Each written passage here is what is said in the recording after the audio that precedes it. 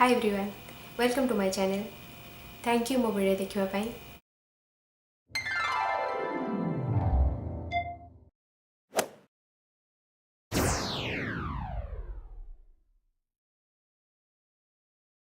आज रेसिपी है सेव खीरी। चलतु देखा सेव खीरी बनवाई आमको कौन सब दरकार। गोटे बड़ सेव, 2 कप क्षीर, आधा कप चीनी, अल्प किछि गुजराती गुंड, 10 रु 15टा बादाम। मु बादाम गुड़ा को स्लाइस करी काटिकी रखुची।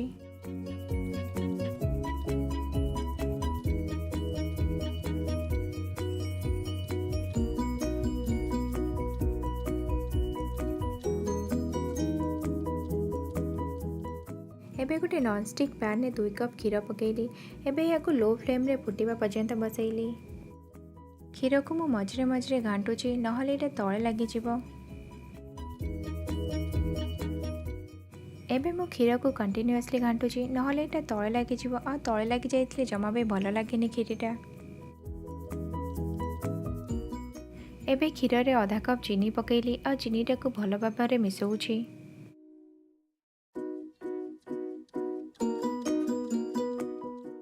एमिति क्षीर को 10-15 मिनिट बसैबा पड़िबो आ मझिरे मझिरे क्षीर को घांटिबा पड़िबो, नहले तळे लागि जिवो।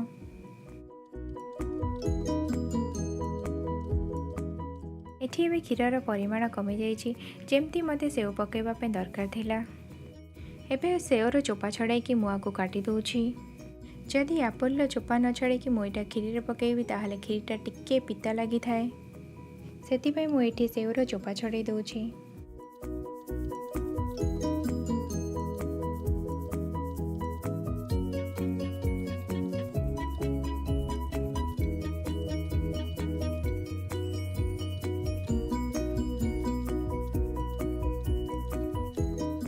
एबे काटिथिबा सेव को मु गोटे ग्राइंडर जार रे पकाउछि।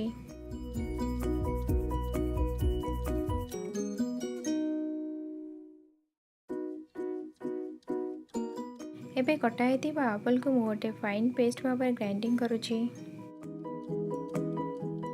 बटा होतिबा सेव को मु क्षीर रे पकाउछि।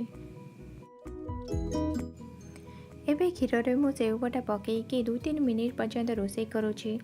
जदि चाहिए एबे से गुजराती गुंड आ बादाम पकईकि ओल्है पारे, हेले टिके 2-3 मिनिट पर्यंत रोसई करदे सेवर कंचा बास्नाटा पड़े थाए और ये बहुत भल लगी था खावाई। मुझे खीरी को 3 मिनिट पर्यंत रोसई कर सारी।